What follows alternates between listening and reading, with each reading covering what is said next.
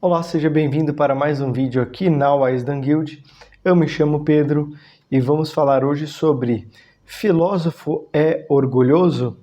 Bom, muitas vezes nós vemos aí nas redes sociais e também fora delas, as pessoas taxarem o filósofo, seja do meio religioso ou do meio leigo, que todo filósofo, todo intelectual é orgulhoso. Será que isso é verdade mesmo? Bom, aqui trazemos uma referência sobre questões sobre o Gênesis de Filon de Alexandria. Eu separei um trecho aqui, porque para entendermos o que é o filósofo, muitas vezes vamos voltar nesse canal, neste tema, sobre a tradição adâmica. Então, como que era o estado de justiça original? Então, sem entender a justiça original, ou seja, o ser humano perfeito, na sua ordem perfeita, a gente não entende direito o que é o filósofo. Então, antes de responder essa pergunta, precisamos entender o que é o filósofo. Bom, filósofo, pelo termo, significa aquele que busca a sabedoria. E para aqueles que são cristãos, a sabedoria é o próprio Cristo, é a sabedoria eterna e encarnada. Então, buscar a Cristo, buscar a sabedoria é ser filósofo. Logo, todo cristão é filósofo por natureza. Poderíamos colocar assim. Mas para aqueles que não são cristãos, podemos fundamentar justamente o que é ser o filósofo, o que é esse buscar a sabedoria do ponto de vista meramente natural. O ser humano é aquele que domina a natureza, mas domina a natureza não como nós fazemos, que no caso temos que ter o poder de coerção, senão ela nos engole. Joga alguém na mata, sem nenhuma técnica de sobrevivência, vamos ver quanto tempo ele dura. Porque a natureza se revoltou contra o homem, porque o homem não está mais no estado de justiça original. Ou seja, ele não conhece as coisas segundo a sua medida, não consegue determinar as coisas por seu determinado fim. Logo, ele é engolido por essas coisas que ele desconhece. Por isso que o ser humano busca, à medida que o conhecimento avança, mais conforto traz ao ser humano. Porque, no fundo, há uma espécie de restauração e uma espécie de busca através do conhecimento a esse estado original, o qual trata o Gênesis, que o homem tem a justiça original, ou seja, o conhecimento de todas as coisas, ordena todas as coisas, portanto sua vida não é nem um pouco penosa, tudo está conforme seu determinado fim, e ele trata cada coisa segundo a sua própria natureza, então tudo está na mais perfeita harmonia e equilíbrio. Então, esse é o estado da justiça original. E vamos agora para o texto do Filon. Aqui nesse livro, Questão sobre o Gênesis, no livro 1, ele faz uma pergunta muito interessante, né, intrigante. A serpente falou à maneira dos homens, ou seja, quando a serpente conversou com Eva, que língua ela falou? Porque animais, a rigor, não falam, né? E olha só o que ele vai dizer.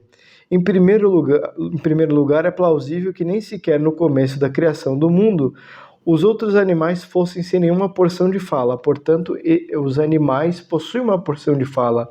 Por exemplo, um cachorro, um pássaro, um sapo, né? Cada um tem o seu barulho peculiar, digamos assim. Mas o homem sobrepuja-os na sua voz ou no modo de falar, sendo mais claro e distinto. Obviamente, o ser humano, a linguagem humana é superior a todas as espécies de animais, as falas dos animais. As falas e a comunicação dos animais e plantas são inferiores à do homem, porque elas não são racionais. Como eu disse, os barulhos dos pássaros, das aves, dos animais, são barulhos. E discernindo bem esses barulhos, o homem consegue mais ou menos entender, compreender o que os animais sentem, o que eles querem, né?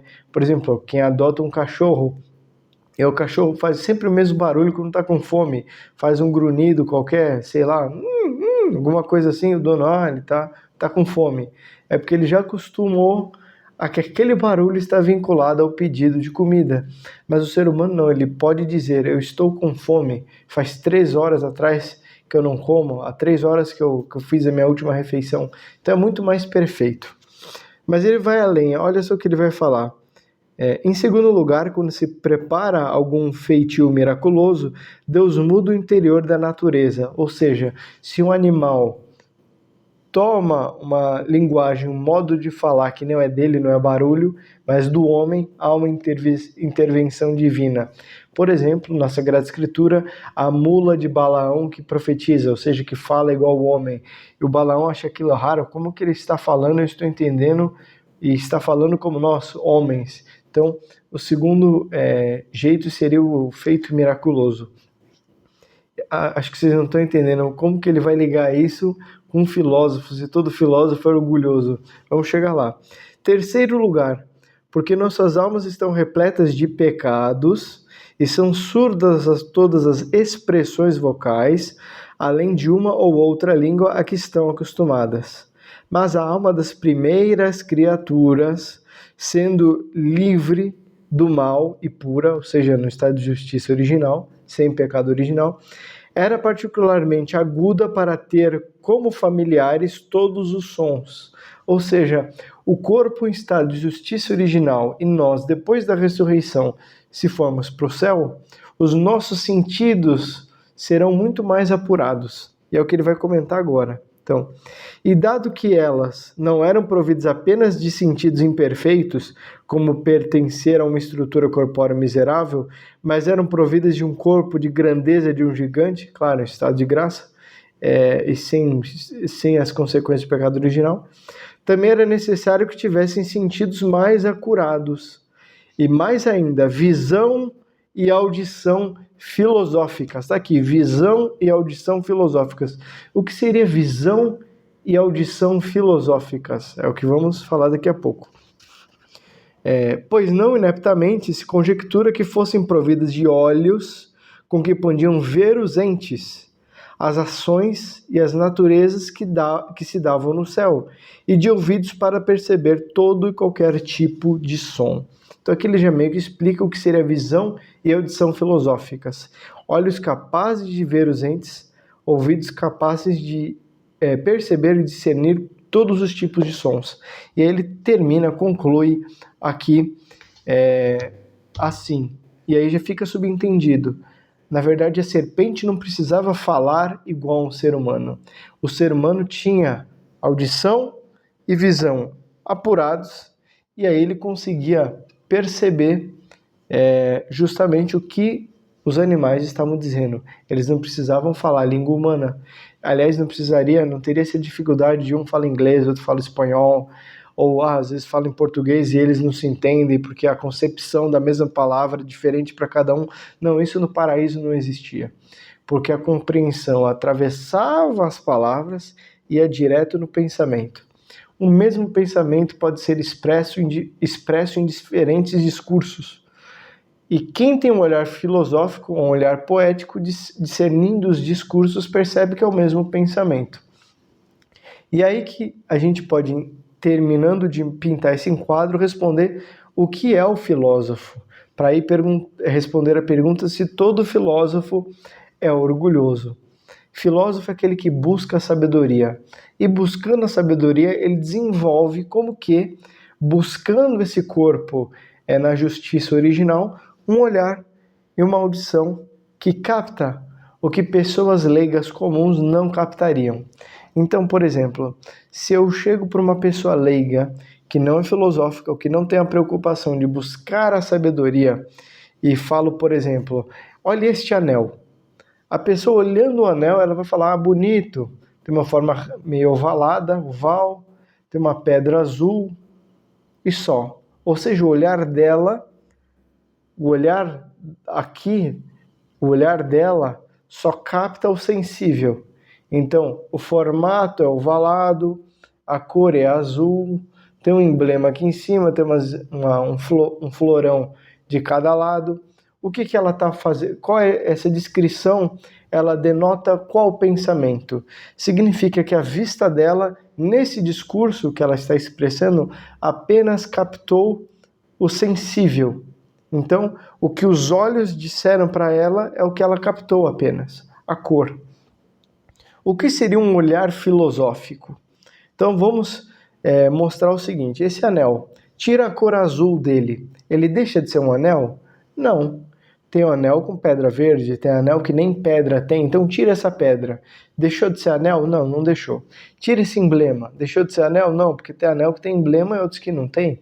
Então, tirando esses elementos, continua sendo anel. Tira o arco. Deixou de ser anel? Não, porque não precisa ser arco sólido de metal. Dá para ser apenas um encaixe no dedo. Então vai tirando todos esses elementos sensíveis. O que sobra? Na verdade, não é que sobra, ele some. Por que ele some? Porque ele não está mais perceptível aos 5 sentidos. Mas a essência do que é um anel está aqui, mesmo que você não a veja. Aí vamos supor aqui, olha só. Vamos supor aqui. Tem a essência do que é um anel está aqui no meu dedo. Não dá para ver, porque ele está longe, ele não está materializado ainda, está fora do alcance dos sentidos.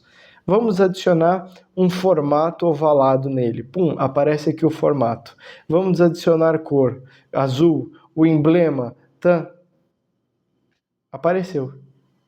Então, o que faz com que isso seja anel, um anel completamente diferente desse, continue sendo anel? Essa essência invisível. É isso que significa o que ele diz aqui, enxergar os entes. Ou seja, você não enxerga a matéria da qual este ente é composto. Você enxerga a forma que informa esta porção de matéria para ela se organizar deste modo e ter esta aparência que os sentidos captam. Então, olha só, você não está prestando atenção no sensível, você está prestando atenção no inteligível. É ver com a razão. Ah, Pedro, está muito abstrato, não consegui pegar ainda o exemplo. Vou dar um outro exemplo. Beethoven compôs uma música quando ele já estava praticamente surdo. Ele não chegou a ouvir a música que ele compôs. E aí, se você perguntasse para Beethoven se ele não ouvia a música que ele compôs, ele diria, não, eu não preciso ouvir. Por que ele não precisa ouvir? Porque aquilo que ele escreveu, ele sabe exatamente como soa. Então ele não precisa mais dos sentidos para enxergar, para ouvir como aquela música soaria. Então a mesma coisa o anel. Na hora que você tiver um olhar filosófico para este anel ou para qualquer outro anel, você não vai precisar ver o anel. Sabendo como é a forma desse ente, você saberá como que fisicamente ele se parece. Então isso é ter olhar filosófico. O que é ter audição filosófica? É isso que eu acabei de falar do Beethoven. Ele não precisa ser no surdo, ele não precisa ouvir a música dele, porque ele sabe como ela soaria, porque ele sabe como cada nota soa naquele conjunto. Então ele tem um ouvido filosófico. Agora, um leigo que pega uma partitura, não sabe como soa, olha aquilo, não sabe como ler e tal, ele precisa ouvir, pegar o fone de ouvido, colocar e escutar música, né, no ouvido. Ele precisa dos sentidos ainda, porque ele não consegue escutar com essa audição filosófica. E os animais? Como eu disse o exemplo do cachorro no início desse vídeo. O dono sabe que quando o cachorro faz um barulho X ou Y, ele está com fome ou ele está cansado porque convive tanto que ele já não precisa sequer ouvir 5 segundos daquele barulho, ele já sabe o que significa, ou seja, atrelado ao sentido que capta, ele também já tem a audição filosófica, ele sabe o que aquilo significa, ou seja, ele não para no mero sentido aqui do ouvido, do sentido aqui da sensação da audição, não, ele atravessa aquilo e vai na mensagem que está por detrás daquele som. Bom, o músico que entende a música, ele não se apega aos sons, ele sabe o que a música quer dizer. Se é um grito de socorro, se é um desespero, se é um motivo de alegria, né? Então, a gente precisa pensar mais nisso. O filósofo, ele não olha com esses olhos, nem escuta com esses ouvidos, nem sente com esse tato.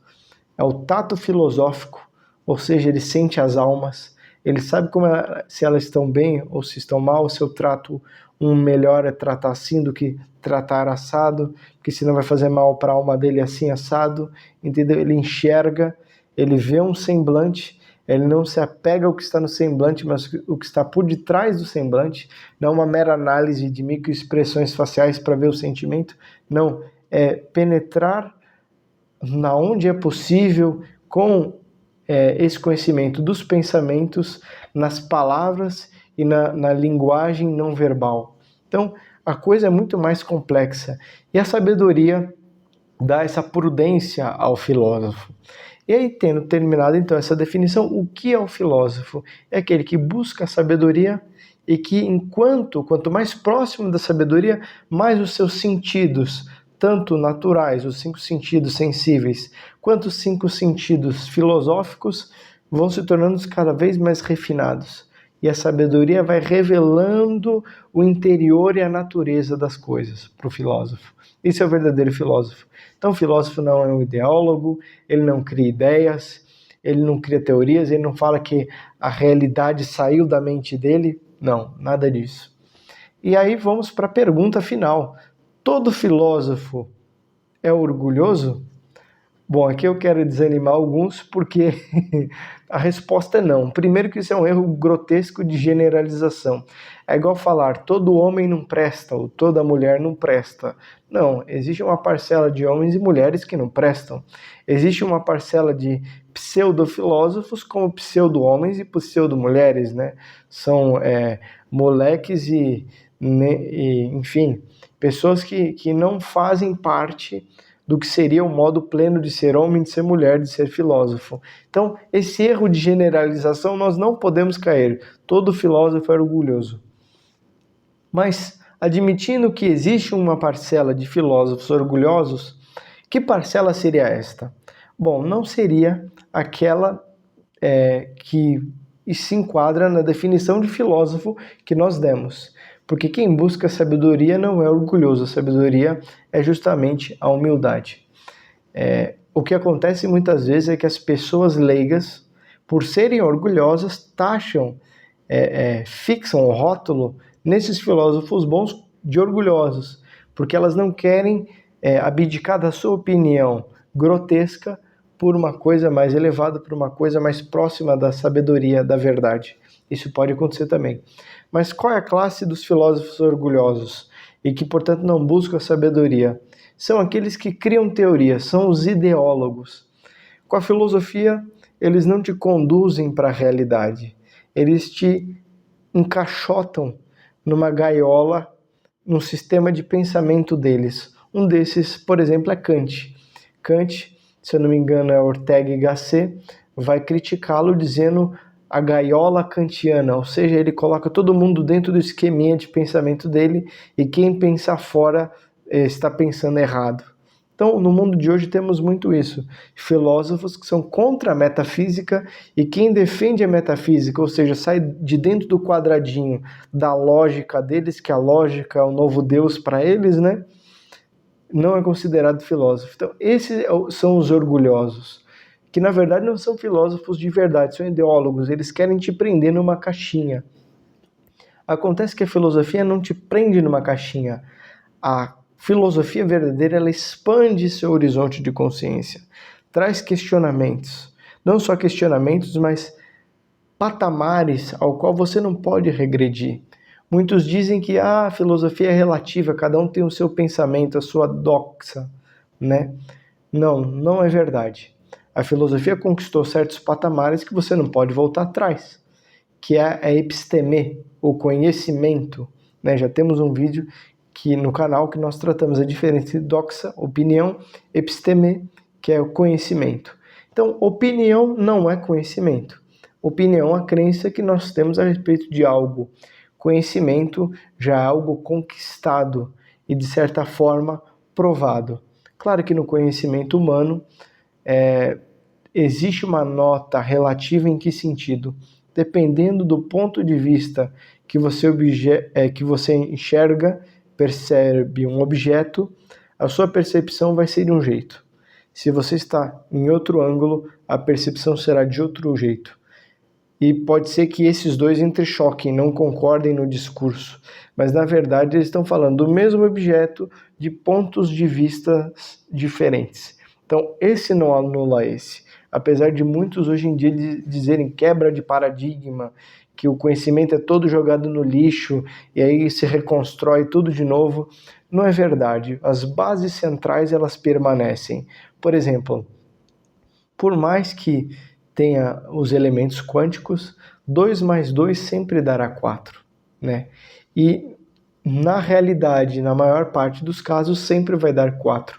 Chegará um dia que 2 mais 2 não será 4, num cálculo de densidade de buraco negro. Estou chutando aqui uma coisa assim, bem aleatória, de uma grandeza astronômica, né? O cálculo de densidade do centro da singularidade de um buraco negro, né? Vamos supor, assim, uma coisa absurda. Pode ser que lá 2 mais 2 não dê 4 pela distorção espaço-temporal, alguma coisa assim, algum fenômeno assim. Mas não necessariamente esse conhecimento destrói o anterior. E a filosofia ela tem esses patamares. E infelizmente filósofos hoje, pseudofilósofos, né, eles só têm título da academia, mas não são filósofos de verdade, porque não buscam a sabedoria, né, a realidade. Eles buscam criar teorias para justificar o pensamento deles e dar margem para uma série de coisas. Isso pode até ser um próximo vídeo a gente tratar especificamente sobre isso. Eles querem incutir, fechar as pessoas nessa caixinha. Então, o filósofo orgulhoso é aquele que te fecha numa caixa. Ele não abre o seu horizonte. E ele pode fazer isso de diferentes formas. A primeira é não dando resposta a nenhuma das suas perguntas. Porque é bonito nunca ser entendido e sempre responder com outra pergunta, né? Então você pergunta para ele o que é a verdade e ele te devolve com uma outra pergunta. A sua opinião é a verdade? Ou seja, ele nunca responde. Claro que existe o método socrático, mas ele necessariamente vai chegar numa conclusão, tá certo? Então temos que fugir dessa classe de filósofos, que na verdade são orgulhosos, são, por exemplo, ateus. Eles não acreditam, por exemplo, em Deus, na causa das causas. Eu já cheguei a conversar com alguns, é uma bizarrice tremenda. Por exemplo, o princípio de causa e efeito eles negam, né? Não sei como se sustenta uma filosofia sem um princípio de causa e efeito. Se você diz que Deus é a causa das causas, eles, não, mas espera lá, não sei quanto. Se você diz no que você acredita, se existe bem ou mal, eles falam, eu estou acima da verdade, acima do bem e do mal, sabe, umas proposições assim absurdas, né? Ninguém está acima da verdade nem do bem e do mal. Pelo contrário, a verdade e o bem regem este mundo, e o mal e o erro, a mentira, são a ausência deste princípio que rege e ordena todo o cosmos. Por exemplo, o universo, né? O Sol, a Terra, os planetas giram numa ordem perfeita e nunca se chocam. Às vezes a gente vê na internet cientistas comentando a probabilidade de existir vida na Terra comparado com o restante do universo é uma probabilidade assim astronômica, e tudo funciona perfeitamente bem. Então, como que isso pode ser mentira? Como que isso pode não ser bom? Então, é uma coisa boa, é uma coisa verdadeira, está aí, e os cientistas acreditam que é bom e verdadeiro, por isso estudam essas grandezas físicas. Por que não mesmo com a filosofia? Muitos, como eu disse no começo, os maus filósofos negam, por exemplo, a metafísica, ou seja, a ontologia dos entes. Eles atrelam tudo ao materialismo porque eles são ateus. A filosofia materialista é a filosofia que foi criada para justificar o ateísmo de certos homens. Então ela faz parte da filosofia como um erro que não deve ser cometido 2 vezes, e não como um bem a ser seguido. Ao contrário dos gregos e dos medievais, que acreditavam que existia um mundo espiritual. Esse mundo espiritual, ele existe. Ele é real. Como eu disse, o que dá forma a este anel, claro que é uma forma sem vida, uma forma simples, não é a cor, o tamanho, o formato, porque existem anéis de formatos diferentes, e a essência dele. E a essência dele é invisível aos sentidos. Mas quando essa essência toma uma porção de matéria e informa como essa matéria deve se ordenar, ou seja, se singularizar, aí então aparece para os sentidos este ente não mais enquanto forma pura propriamente, mas também enquanto sensível. E aí os sentidos materiais captam, e a nossa inteligência é capaz de captar a sua essência invisível que está aqui, que não é o que é sentido, mas que é inteligível e que está informando para que isso tenha justamente esse aspecto singular.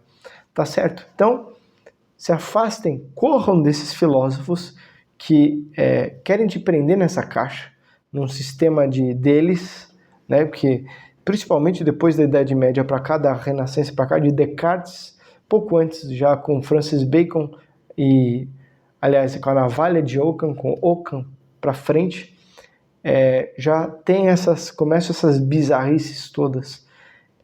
E todos esses modernos e contemporâneos caem nesse erro. Muitos deles, inclusive, recorrem a seitas orientais como base. Porque, lembremos, a filosofia saiu do mito. E se tomarmos o mito por excelência, que é o cristianismo, mito não é aquilo que é mentira, mas aquilo, digamos, que é religioso e que tem um aspecto simbólico ali dentro, que não está explícito a nível discursivo, né?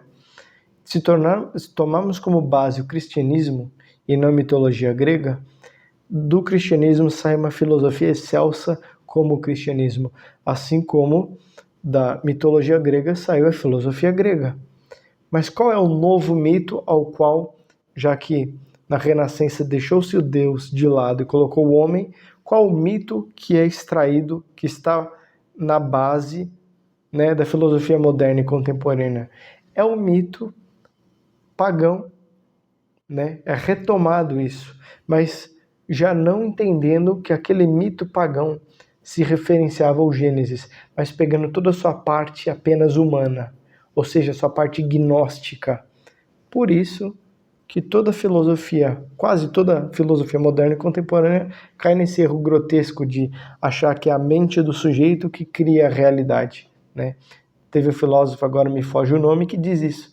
Não, aquilo que você percebe, na verdade, é sua mente criando a realidade. Eu pergunto, sujeito, antes de você nascer, a realidade já não existia? Pergunta para os seus pais se você não duvida. Ah, não, mas é a mente dos meus pais que estava projetando. Mas antes dos seus pais viverem, o mundo já existia também. Quer dizer, você fundar no homem que a realidade está na cognição humana, está errado. Então vamos admitir, a realidade vem da mente divina. Bom, se a mente divina cria a realidade e o homem percebe a realidade, que no fundo é emanada da mente divina, é a mesma coisa de dizer que Deus criou, né? Não é? Então, mesmo do erro, se você pegar com esse olhar filosófico, que é o que eu estou te dando aqui, com a referência desse livro, e eu posso afirmar com todas as letras que eu tento ser filósofo de verdade sem cair nessas bizarrices, mesmo pegando um erro grotesco desse de emanantismo, eu consigo olhar lá dentro, como dar a volta e sair na doutrina verdadeira. Por quê? Fazendo as perguntas certas. Peraí, se a da mente emana a realidade, a única mente que tem capacidade de criar, ou seja, das ideias dela, emanar a própria realidade é Deus. Então, Deus pensando nas coisas, ele tira do nada e cria, brota da inteligência divina tudo que é criado. Aí, tá vendo? A gente volta para o ponto correto, que é a verdadeira filosofia. Então, vocês precisam ter esta visão e esta audição, para mesmo nessas doutrinas, nessas ideologias, conseguir extrair o bem daquele erro, ou seja, enxergar onde eles erraram na criação desta doutrina e por que ela é uma ideologia, uma doutrina e não filosofia. Ou seja, por que ela não te conduz para a realidade. Tudo que não te conduz, que te prende numa caixa, é verdade incompleta. É meia verdade. E meia verdade não é verdade. Né? Por exemplo, o materialismo. Não existe mundo sobrenatural, nem metafísica, o mundo é aqui, então, já que não existe nada metafísico, a felicidade tem que ser encontrada aqui, com a tecnologia, não sei quanto. Na hora que você diz que o mundo metafísico não existe, você já está afirmando que a matéria é Deus, ou seja, que o mundo sempre existiu. Logo, isso aqui é Deus, eu sou Deus, essa camisa é Deus, porque toda a matéria que compõe tudo isso aqui é divina. entendeu? A própria matéria é o próprio espírito, é o próprio Deus. Então, você está divinizando a matéria. E isso é paganismo, né? É uma forma de idolatria, uma nova idolatria, né?